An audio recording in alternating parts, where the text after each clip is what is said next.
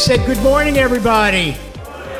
Much better, thank you. Today, we have our sponsors, a lot of them. We have 14 companies that sponsor today's program. We have Sandoz and Novartis, Memorial Healthcare, Viatris. They are our primary sponsors. Let's give them a round of applause.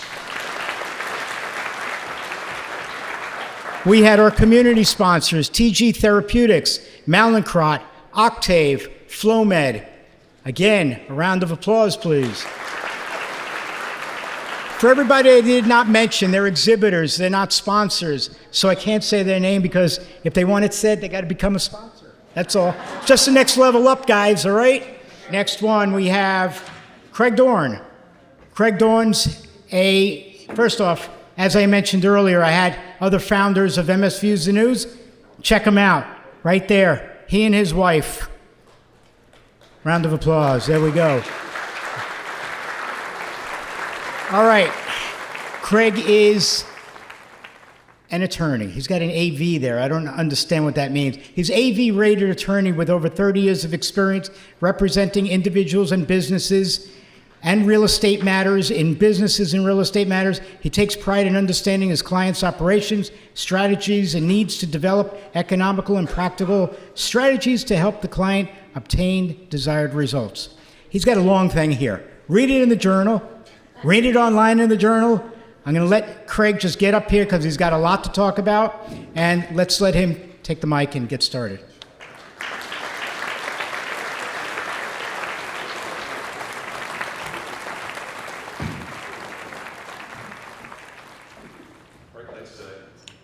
Good morning, everybody. It's always my pleasure to speak before this organization. As Stuart said, I was one of the people that helped Stuart create this, seeing the need for the MS community.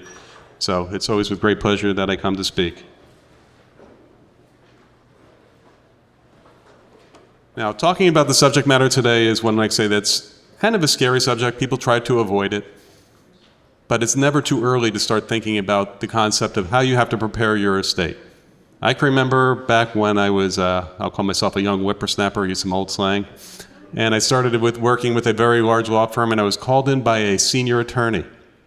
And at that point in my life, I was still timid, not anymore, and asked all these questions that I found to be rather intrusive in nature. But she says, afterwards, I said, okay, now after she asked me all these questions about my life, my planning, what am I going to do, who would take care of my kids, and everything along those lines, she said, okay, now I need for you to make an appointment to come meet with my secretary, call her, and have your wife come in to see if she agrees with you and we'll prepare all your estate documents. Because it's never too early. Because once you have a family, once you have anything, it still has to go someplace. And the problem is choosing the right people in order to do it. So you always have to sit down and plan early. Because when you plan and it's too late, you're not planning anymore. Somebody else is making decisions for you. And those people may not be the people that you want to sit down and make those decisions for you. So that's going to be like a uniform concept I'm going to talk about a lot today. Because not everybody is the right person to take care of a situation.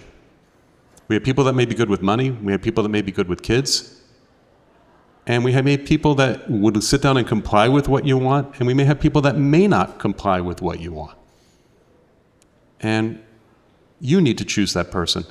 Because if you don't choose that person, either family members or a judge is going to make those decisions for you. So that's part of what I want to go over today with you. And realizing also, you can choose anybody, as long as that person is an adult. It doesn't even have to be a family member.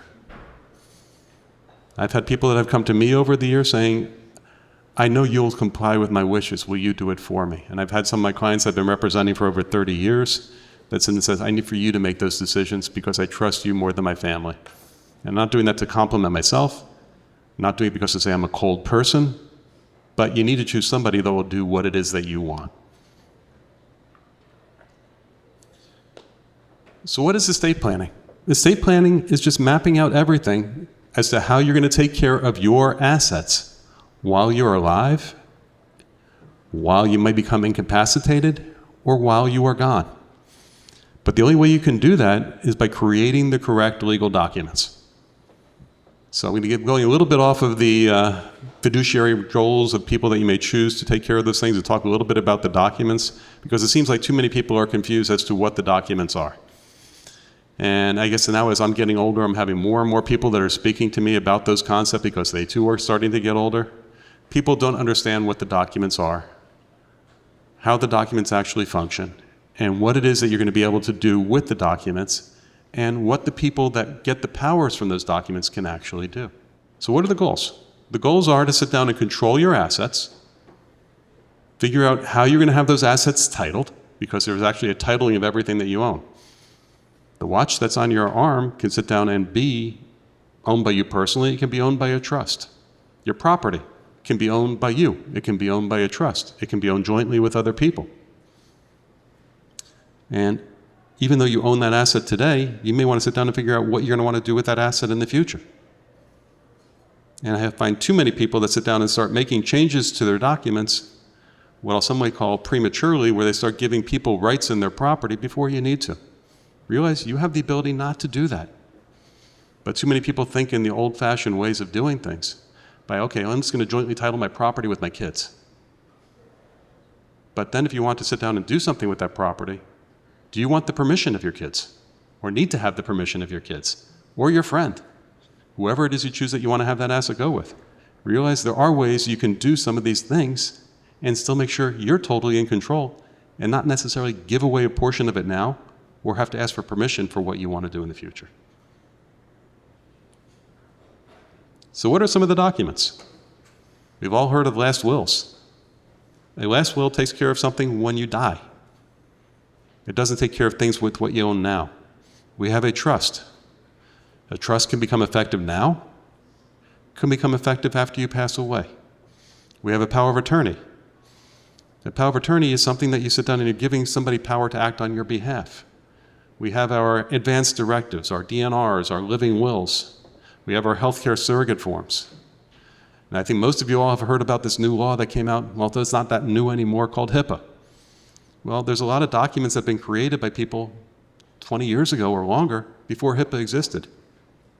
Well, do you want somebody to sit down and make a medical decision for you when they're just listening to the doctor but not able to look at the documents? So we need to make sure that the documents actually comply with modern law also to give those powers up. Now we have lots of abilities to get these documents. We can search online.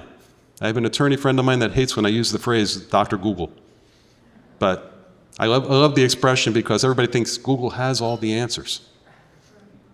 Google has answers, but they may not be right. You can sit down and go to one of these organizations. They can sit down and go online and order forms. But all those forms are filling in the blanks. But they're not asking you the correct questions half of the time. So even though I am an attorney, I'm not trying to sit down and get business for myself or other attorneys. Wouldn't it be nice to have a document that truly complies with what you want? The only way to truly get something you want is to get something drafted for you, not something that's drafted for everybody in the world. So choose the right documents. Ooh, volume went up. I guess I'm not holding the mic correctly. I apologize. So what is a will? A will is a document that you create during the course of your life, and you're creating the document for what happens once you pass away. It takes no effect and has no control over anything until such time as you sit down and pass on. And that's all that it means. Where do you want things to go that you haven't already made arrangements for prior to you passing? So if you want something to control that, that's what we do for a will. If somebody was to come to me asking for estate planning advice, yes, I say we always create a will, even if you have trust and some of the other things I'm going to talk about, because sometimes things get left behind. It's a very simple document, and everybody should have one. I don't care if you have no heirs. Where do you want it to go to? Or worse yet, I have a client that came to me that, lack of a better way of saying it, hated his family. He had a brother. He never had any children. He never got married. But he couldn't stand his family and his nieces and nephews. Nobody ever came around. So the conversation is, what do I do with my documents? What do I do with the things that I own? And the funny thing is, one time he says, well, should I just give it to you? I says, no, I'm your lawyer. Yes, I'm also a friend. No, you're not giving it to me. I said, what do you care about? And he was very much into the arts. So I said, fine, find a charity that's in the arts that complies with what it is that you want, and we'll sit down and leave everything to that. So you have the ability to control where it goes. If you don't, it may go where you don't want it to go. So that's why we create the will. We can create a trust. A trust may work with your will. What does that mean? It's what's called a pour-over will. It means everything when you pass goes into the trust. It could be a trust that you created during the course of your life that may own assets now. It may be something that only gets created by your will. Or it can sit down and very easily be something, which is what I like to do, create a trust now. It owns most of your assets, but not all of your assets. And I'll go into that in a second. And it can sit down and have title to everything. And by the things being held by the trust, we avoid that concept of probate. What probate is? Probate is the administration of your estate after you pass away. But if there is nothing to probate, there is no probate, and the trust takes care of everything. That doesn't mean it's the answer for everybody. Some people's assets are simple. Some people are complex. So that's the concept you have to go over with somebody to figure out what works best for you. But it's very nice to sit down and have everything taken care of. It's also a way of, I say, controlling what happens to you after you pass away. It's controlling from the grave. Because you may sit down and say, okay, people are getting things over a period of time.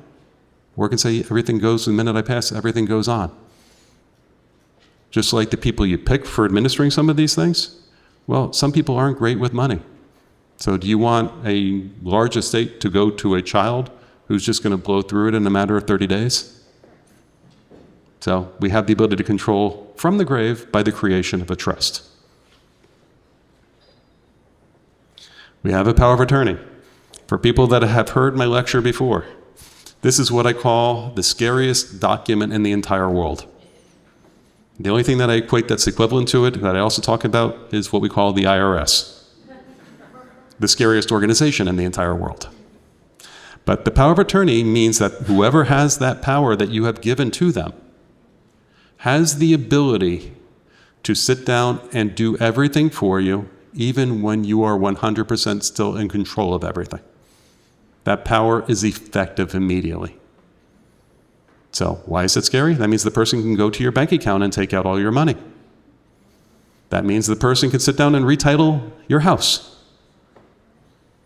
So we need to be very careful with who we give powers, and that's going to be the majority of my lecture in a little bit. So we create the power.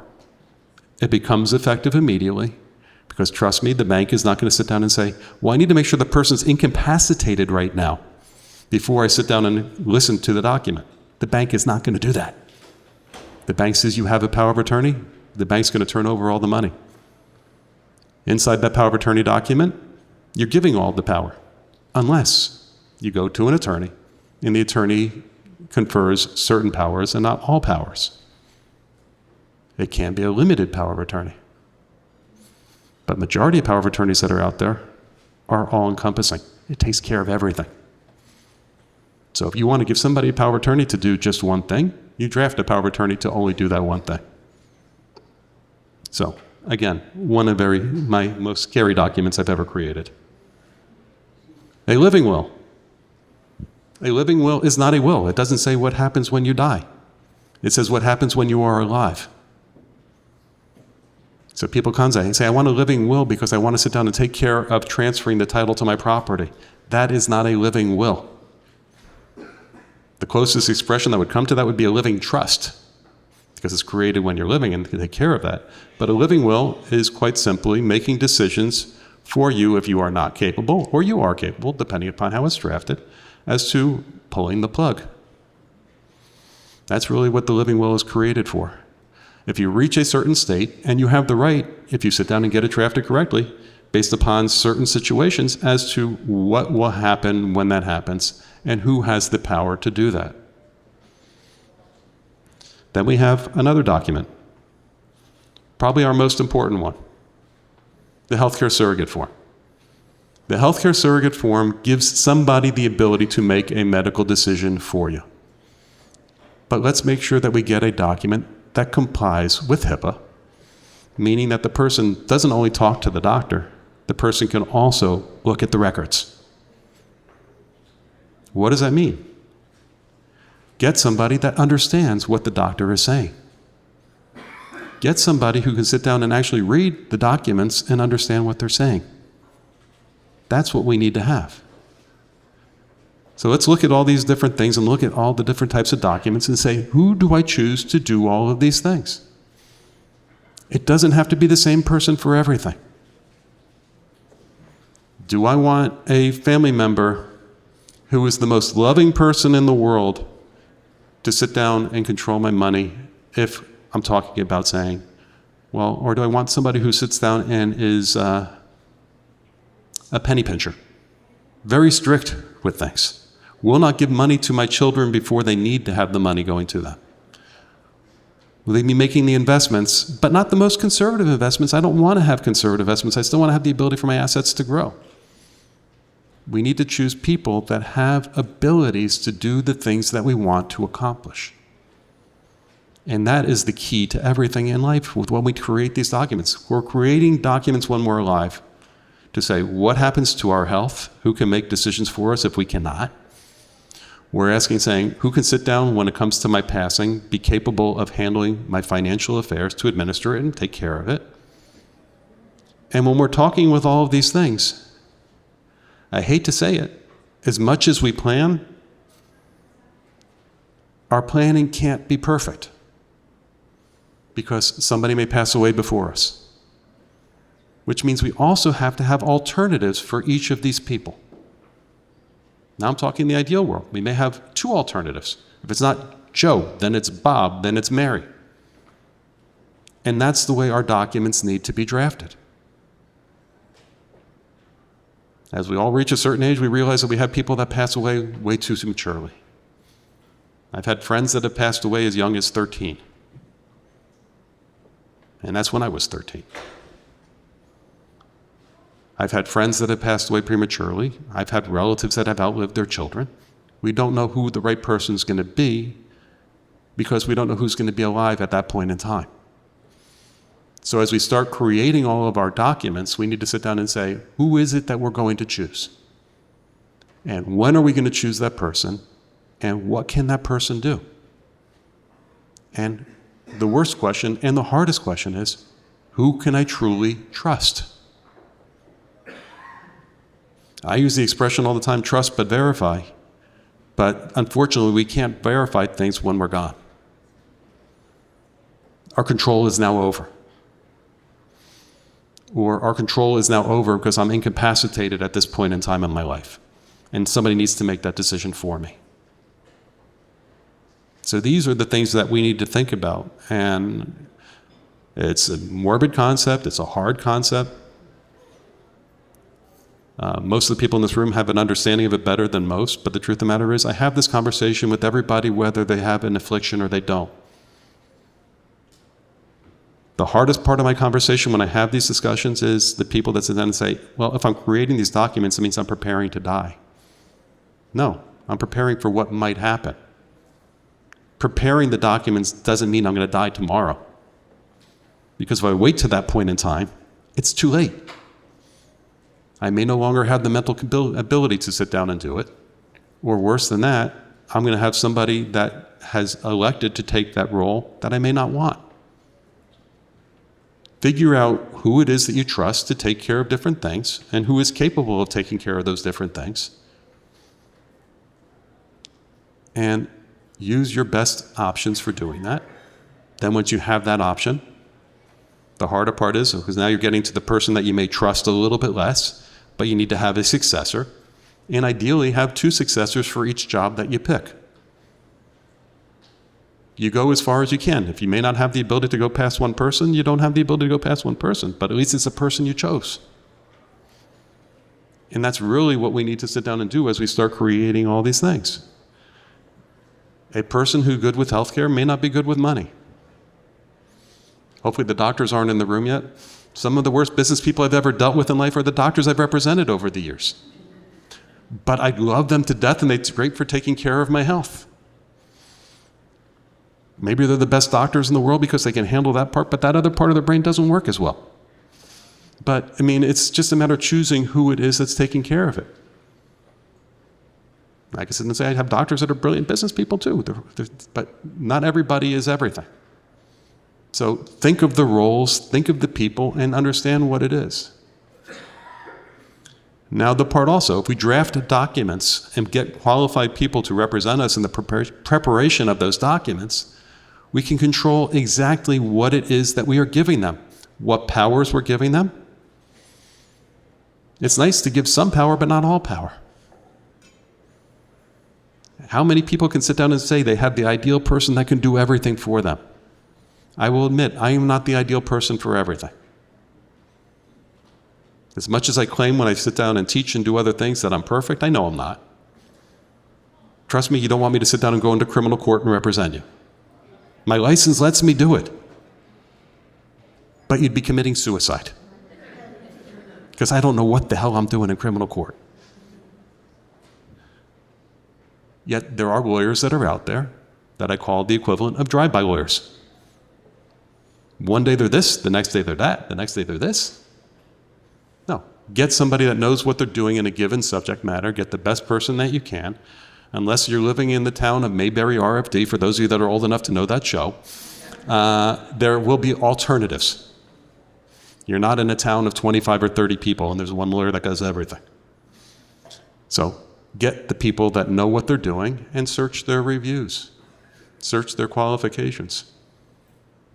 I'll pick on Stuart later for not knowing what an AV rating is, but that's the highest rating that's given by Martindale-Hubbell, which is the organization that rates attorneys. The A means I'm the best at that, and the B means that I'm ethical. That's all that it means, but that doesn't mean I'm the best. Trust me, there are thousands of lawyers that are AV rated that are out there. If you see a CV rating, you may want to get another lawyer. But that's what it's all about. Get the people and choose the people that can do everything, including the lawyers that you choose to do certain things. Now, what are the rights of the fiduciaries? The fiduciary is the person that's acting on your behalf. They only have power if it's given by you or given by the courts. A person that is given that fiduciary responsibility has obligations to comply with what your wishes are. But that doesn't mean necessarily that the person will. It's unfortunate. But there are consequences for somebody that assumes a role and not complying with what that role is. If they get this role of being the trustee of your trust and they take all the money for their own personal pocket, they can be sued for it by the beneficiaries of the trust. So let's go start looking at the documents one more time as to the fiduciaries. You, as the person that creates the will, which is called testator or testatrix, depending upon your sex, but we don't need to go through all those roles, give the power to a person called the personal representative or the executor of the estate. The powers and the ability for that person to act as the personal representative or the executor is what's set forth in the will or provided by the statute. That's all that it is. You grant the power based upon the documents that you create. The other person you may see referenced inside of your will would be a guardian. Now, that's not the guardian to take care of you. That's the guardian to take care of minor children that you may be taking care of. Now, when it comes to guardianship of people, that's a whole nother subject matter, which I'll get to in a couple slides. But you have the testator or the testatrix, you have the personal representative or the executor, and you have guardians. Those are the appointments that you're getting. Inside of the will, you say where things go. I may choose to give $10,000 to charity, and the personal representative will carry out that part of it. Those are what you call the specific bequests inside of the will. And the personal representative is the person that takes care of it. Why? Because we can't anymore, we're dead. Then we have what's called, after you give all those bequests out, we may sit down and have things inside of there that talk about where your burial plans are and everything else over there. But what does that mean? We need to make sure that these documents are someplace where somebody can find them. Does that mean we lock it up in our safety deposit box? No. How do they get into the safety deposit box unless they have the authority to do so? So we need to keep documents that are available, or make sure the people know who created the document, and they may go to the attorney or whoever has custody of the will to sit down and take care of it. Those are the roles. But the powers of the fiduciary are set forth in the document. When it comes to the trust, we have the grantor, or the maker, the person that gives over the power, again. And then we have the trustee, the person that carries out those powers. Again, the powers and the authority are created by the document. We need to give the power for the person to act. Again, that fiduciary that accepts that responsibility is liable for what they do or don't do. So if you want to be a fiduciary, make sure you're prepared to accept those responsibilities. If you want to give somebody the power, choose the right person and give them that power. If they don't have the power, they can't do the job. When it comes to the healthcare surrogates, again, we are giving the power to do certain things.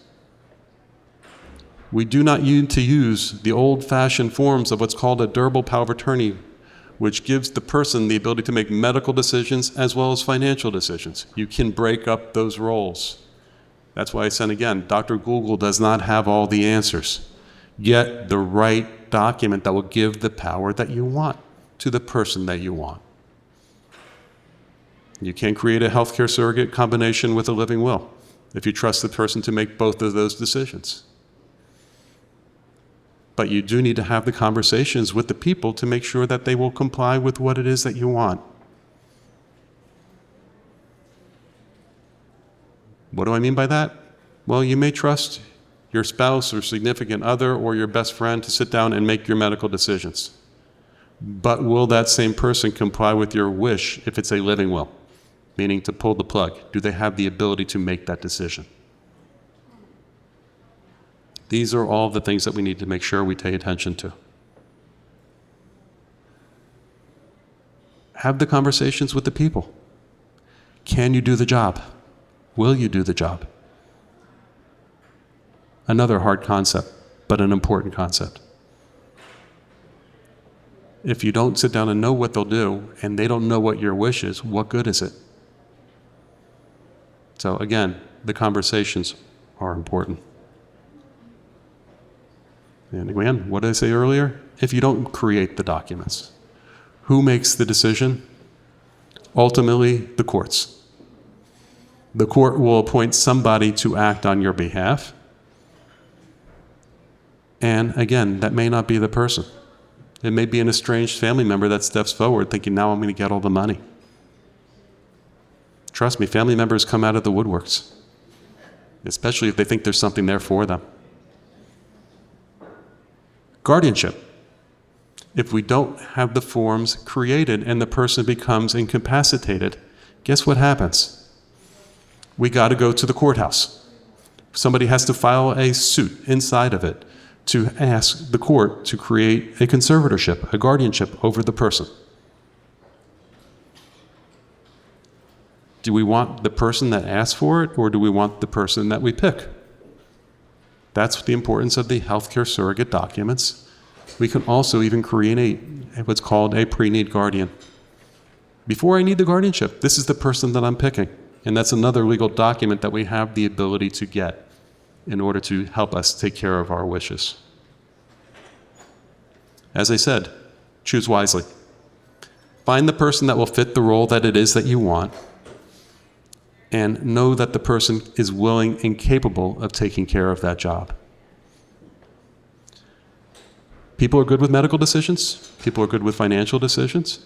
You even have the ability on some of these financial decisions to get a professional appointed to the job. There are departments inside most of the major banks where they will sit down and agree to sit down and assume those roles.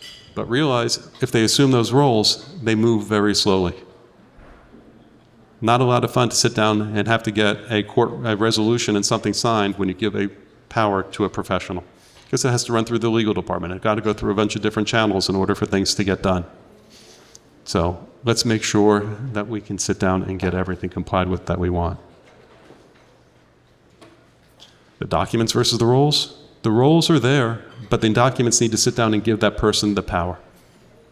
So let's make sure We give the people the power that they need, but let's not give somebody more power than they need. And my one tidbit I'm going to give you before I leave, and before I start going into questions. And I forgot to put this one in the slide. My favorite document out of all documents that exists in life when you're preparing for your estate is what's called an enhanced life estate deed, also called a ladybird deed. What does that mean? I can sit down and transfer, instead of sitting down and putting my kids on the title to my house or my best friend on the title to my house, I can sit down and say, I'm giving the property from myself to myself with the full ability to mortgage it, sell it, do whatever I want without anybody else's permission.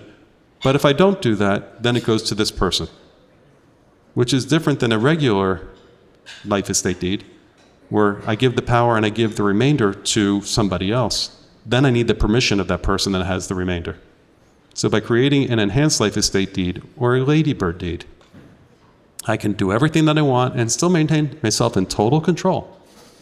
But if I pass, my property automatically goes to that other person. So if you want to ask me what my favorite document out of everyone is, that's my favorite, because it's the best form of estate planning, and it's really cheap. And with that said, I got about 40 seconds left. I think I made it through my last slide. Who can we select? For any of the roles, the person has to be over the age of 18. And that's pretty much the only requirement. It does not need to be a family member, so we can give powers to everything else, with one exception.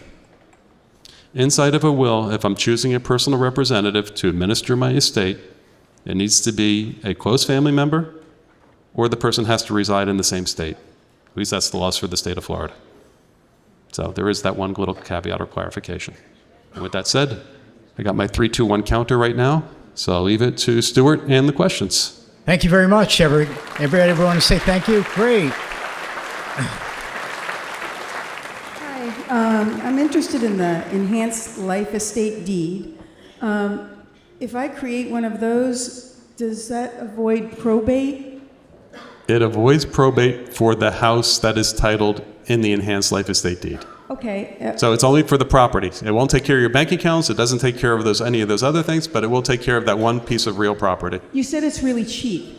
About approximately how much is it? A couple $100? Is it a couple thousand to create one of these? Let's just say that my charge is $250 plus the cost of recording. Not very expensive compared to most documents. Thank you. I can't say other lawyers what they charge. Thank you. I have a question on a trust. How expensive is it to have a trust? It depends upon what's going into it and how complex you want to make it. The lawyers that are out there, most of the ones I know, I see some that charge like $1,250 is on the low side. I know some lawyers that charge $7,500 or more. So the question really is, how complex does the trust make it? Because I can sit down and create a trust, which is a second to die trust, meaning it's created by 2 people, and then once it keeps going down until the second person dies. There's a lot of different ways you can create a trust. There are trusts that are simple, which can be created borderline into the will, depending upon what it is that you want to accomplish. If it's not taking title of ownership now, only upon your passing. So there's a lot of different ways, but it really depends upon what it is that you're looking for. But I would say on the low range, $1,250, on the high range, $7,500, depending upon what it is that you want to do. Thank you. Eric, there's a person at the front center table.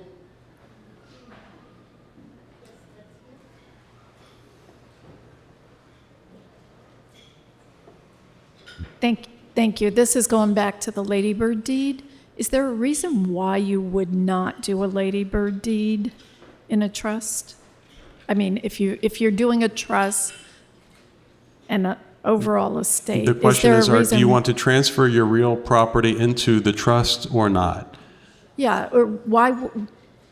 It really Are depends there on circumstances where you wouldn't want to do the Yes. ladybird deed? As I said, I would not title all of my assets into a trust.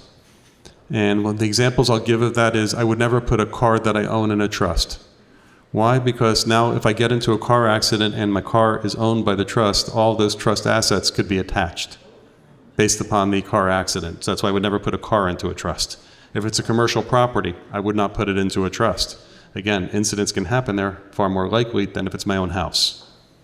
So depending upon what my assets are is how I have them titled and how I do it. And there's a lot of different ways. If I say how expensive a trust is, well, sometimes I put commercial properties into a corporation or some form of business, and then I have that business owned by the trust. So, I mean, different trusts and different assets are held in different ways. But generally, to me, generally do not put the property that I own into the trust. I would more likely, because I'm saying, unless I want it to be controlled after my passing. If I just want it to go from me to, let's say, my children, why am I putting it into a trust? It just sits down, I do it as a ladybird deed, it's simple and it's easy and it's already passing. I just find it to be more simplistic.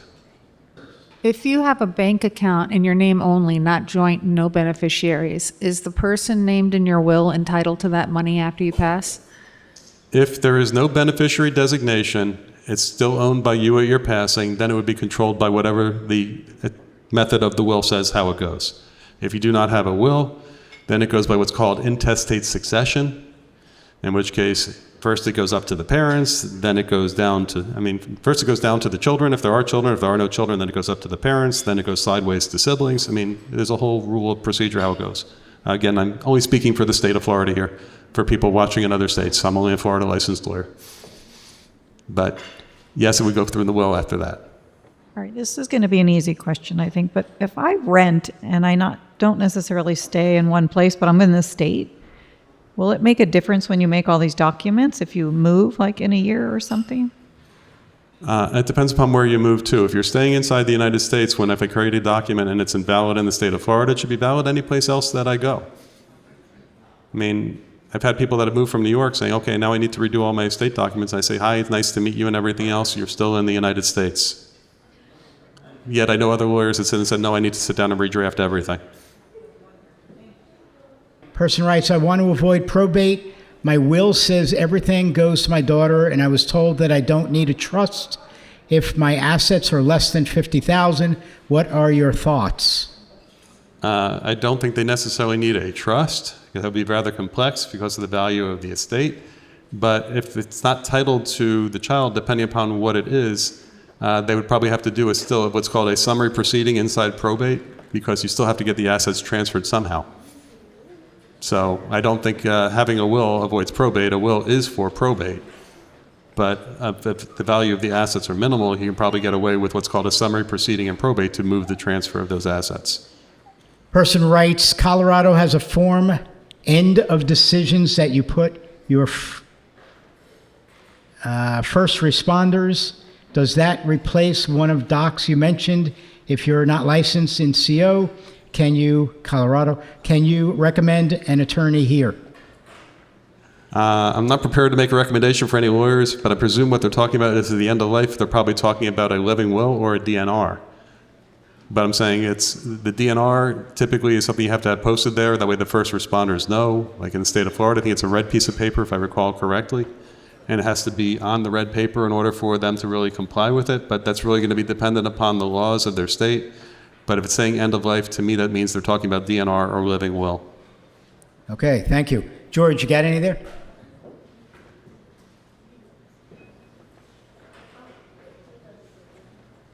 My wife and I created a trust and a will about 6 years ago. Is there a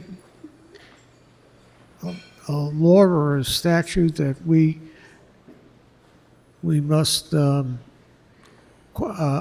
our will? And how advisable is it to update our will? Unless you're needing to change something, I'm not going to say you need to go update your will. You need to update your trust every certain number of years. If it complies with what you want it to say, lawyers make money. You don't need to pay them more money to change something that doesn't need to be changed.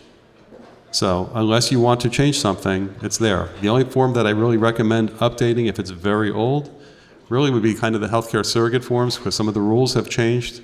And I really want to make sure people, or that hospitals or whatever else it is, will comply with your request to give you the medical records to help you make those medical decisions.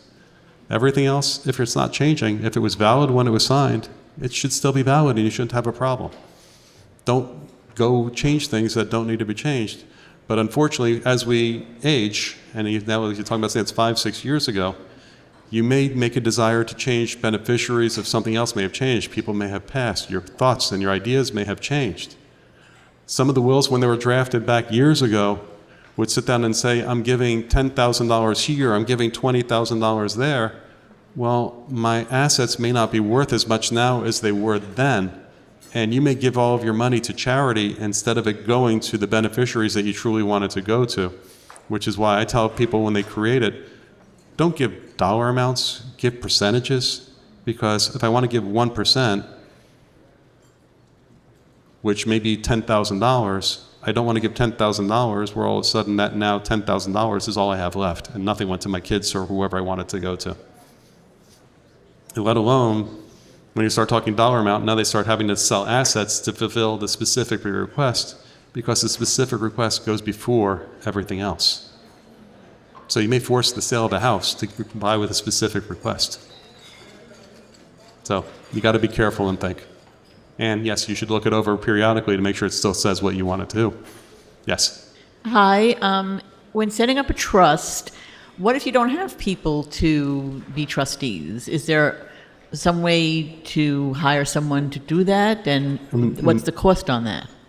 It depends upon it, but many banks, I mean, I can go to, if you're a Chase Bank, they have, and Bank of America, all those have professional trustees that will sit down and serve in capacities. But the charges are not, they're usually a percentage of whatever it is. So think about it, bear it in mind, but most people have something. If not, if you don't have people that you want to give it to, you may want to speak to, because many of those cases... I have someone to give it to. I'm worried about someone overseeing it. No, but I'm saying it's, let's say I'm giving everything and it's all going to charity. That charity may sit down and help you come up with the trustee for it as well. So I'm saying it really depends upon the facts. But yes, there are professional trustees that are out there, and most of the major banks have trust departments that you can sit down and speak with. So if you don't put your property in the trust, what do you put in the trust? You just don't include the property value? Well, I'm talking about it depends upon what the real property is. If it's commercial real property, I sit down and form companies, and then I sit down and have those company shares owned by my trusts that I create. It's a little bit more complex. But I'm saying, so the property is technically still owned by the trust. It's just a degree of separation. That way I'm not opening up my whole entire trust. I'm just opening up the property to an event if insurance is insufficient or whatever ends up happening. And a professional organization would be able to dole the money out as requested? Yes, they will do that. That's what they're obligated to do, and they're agreeing to do, and they're getting paid a very nice fee for doing it. I prefer people to professionals, but they're out there. Yes, can you tell me where I would find a rating rather than in Dr. Google for a lawyer? Martindale Hubble. Online. Because they get the review rating by Martindale Hubble, it's done by professionals. Can you please speak to jurisdiction of these documents? What if I'm an American living overseas? Is the jurisdiction governed by where I reside or where the assets are located? Combination of both. Can you explain that a little further then? Well, if I have assets that are held overseas, I got to make sure I have documents drafted overseas to sit down and comply with whatever the assets are that are owned overseas. If I have assets that are held here in the United States, I will typically set up a mechanism inside of the United States to take care of those assets. So like, for example, I have clients that are Mexican citizens where they will sit down and have documents created here as well as the documents that are in Mexico.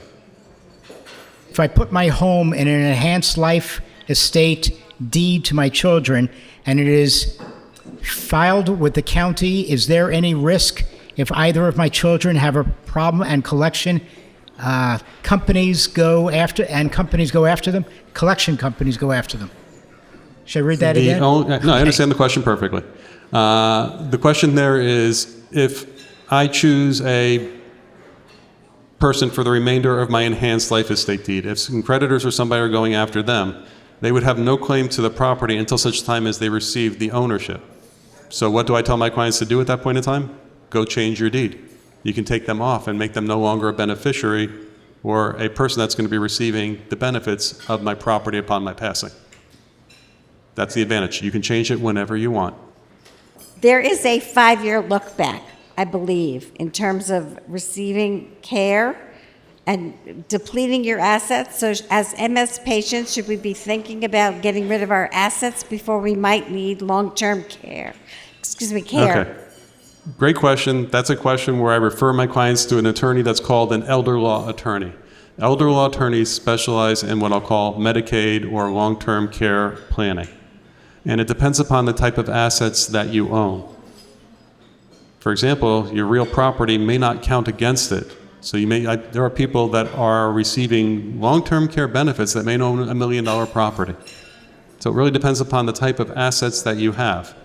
But if for people that suffer with MS or other debilitating ailments that are looking at what's going to happen long-term and possibly needing Medicaid planning or something along those lines, I refer those clients to lawyers that are called certified elder law attorneys. I wouldn't go to just any attorney. That's why I don't want a drive-by attorney again. You don't want an estate planning attorney unless that estate planning attorney also specializes in what's called elder law. And they can sit down and help you, look at what we have to do. There's many ways you can sit down and take care of your assets in order to sit down and still have some protected and not have to just say, I have to become penniless in order to sit down and get long-term care. That is not the case. There are ways to do things, but you need to get a qualified elder law attorney in order to handle that. And at least if you're here in Florida, trust me, there's no problem in finding them. Okay, thank you. Another question from online.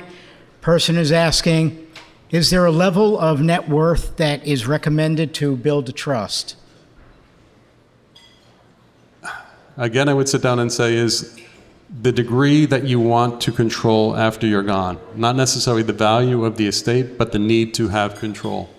I am not a major believer that everything needs to go in trust, even for the very wealthy.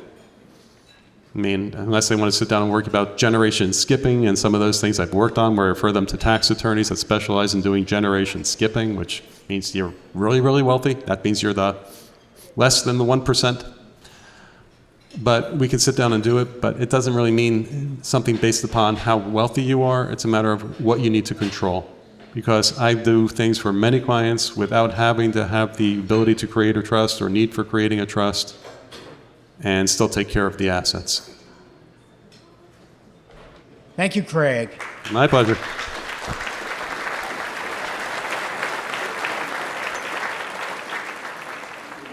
So here's a plaque for Craig Dorne for speaking today, and we greatly appreciate that you were here.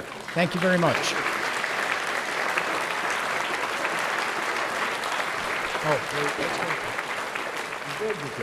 All right, great. Thank you.